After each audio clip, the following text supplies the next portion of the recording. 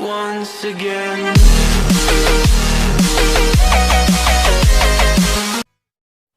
Saat ini semakin banyak orang yang suka mendaki gunung. Alasannya bermacam-macam, mulai dari ingin menikmati sunrise di puncak gunung, mencari suasana baru, atau sekadar lari dari rutinitas yang membosankan. Memang tidak bisa dipungkiri keindahan dan kedamaian yang kita dapat saat mendaki gunung tidak bisa dituliskan dengan kata-kata. Indonesia sendiri menyimpan ribuan pesona keindahan alamnya, termasuk pegunungan yang menjulang tinggi dengan kokohnya. Ada banyak cerita yang didapatkan saat mendaki gunung. Lelah, keringat, rasa pegal, dan emosi semua tidak akan sebanding dengan apa yang kita dapatkan. Tetapi ada beberapa pendaki yang tidak bisa melestarikan alam saat melakukan pendakian.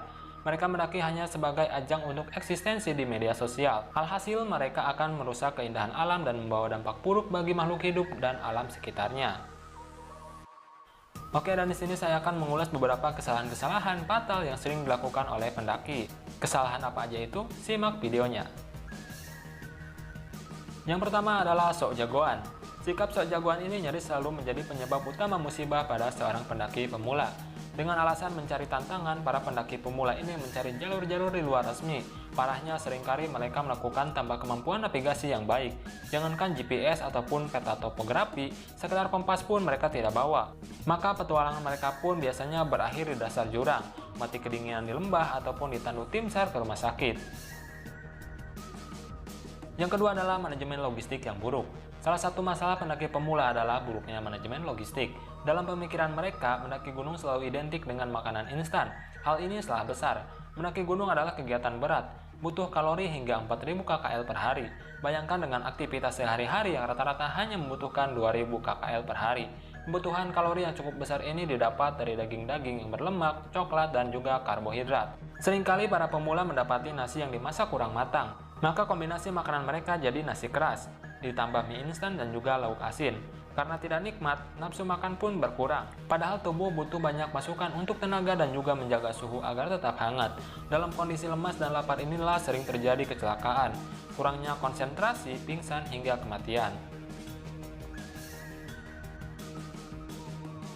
Yang ketiga adalah cara packing barang yang salah. Packing ataupun mengepak barang dalam ransel adalah seni yang harus dikuasai seorang pendaki.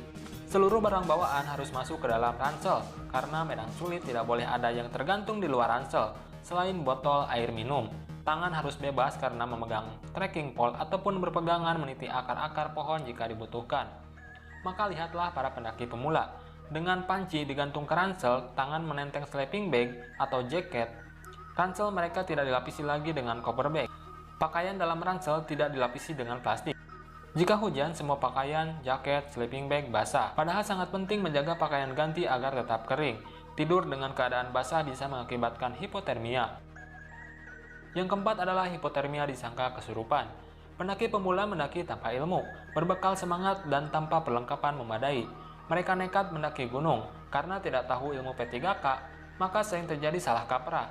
Pada penderita hipotermia, korban akan menggigil dan kehilangan kesadaran, lalu mulai bicara melantur. Karena nyerocos tidak karuan dan sungkar untuk diajak komunikasi, teman-temannya menyangka si korban kesurupan. Mereka malah membacakan doa untuk mengusir setan. Seharusnya segera lakukan pertolongan, ganti pakaiannya dengan pakaian yang kering, masukkan ke dalam sleeping bag yang sudah dihangatkan. Taruh juga beberapa botol air panas di dalam sleeping bag itu. Jaga kondisi lingkungan agar tetap hangat. Jika sudah membaik, berikan makanan hangat sedikit demi sedikit.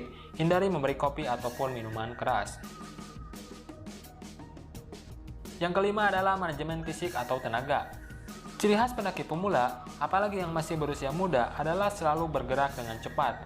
Mereka selalu tergesa-gesa, menjadi naik gunung seolah lomba lari ke puncak. Malu menjadi paling belakang, karena sering dianggap sebagai yang terlemah. Karena itu biasanya waktu tempuh ke puncak pun lebih singkat. Baru setengah perjalanan turun, aneka masalah pun datang. Kehabisan tenaga, cedera otot, hingga kecelakaan dan kehilangan arah menjadi ancaman. Idealnya ada seorang sweeper yang berjalan paling belakang, biasanya orang ini yang paling kuat dan biasa diandalkan. Tugasnya menyapu seluruh anggota tim, memastikan tak ada yang tertinggal. Yang keenam adalah membuang sampah sembarangan. Pencinta alam tidak akan pernah membuang sampah sembarangan saat berada di alam, karena mereka tahu bahwa hal itu bisa merusak alam. Tetapi sekarang masih ada segelintir pendaki yang masih membuang sampah sembarangan saat melakukan pendakian. Mereka enggan membawa sampah mereka yang hasilkan dan memilih meninggalkan sampah pada pegunungan. Padahal selain bisa merusak pemandangan, sampah juga bisa membuat lingkungan di gunung menjadi tercemar. Jadi usahakan untuk tidak meninggalkan sampah saat melakukan pendakian. Yang ketujuh adalah istirahat terlalu lama. Walaupun mendaki gunung sangat melelahkan, sebaiknya tidak break terlalu lama, apalagi jika pendakian dilakukan pada malam hari. Beristirahat terlalu lama akan membuat suhu tubuh turun drastis dan sulit untuk dinaikkan kembali. Istirahat lama sebaiknya dilakukan di area camping, atau jika tidak kuat lagi atau ingin segera beristirahat, cari lokasi yang agak lapang untuk mendirikan tenda. Dan di dalam tenda bisa beristirahat lebih leluasa.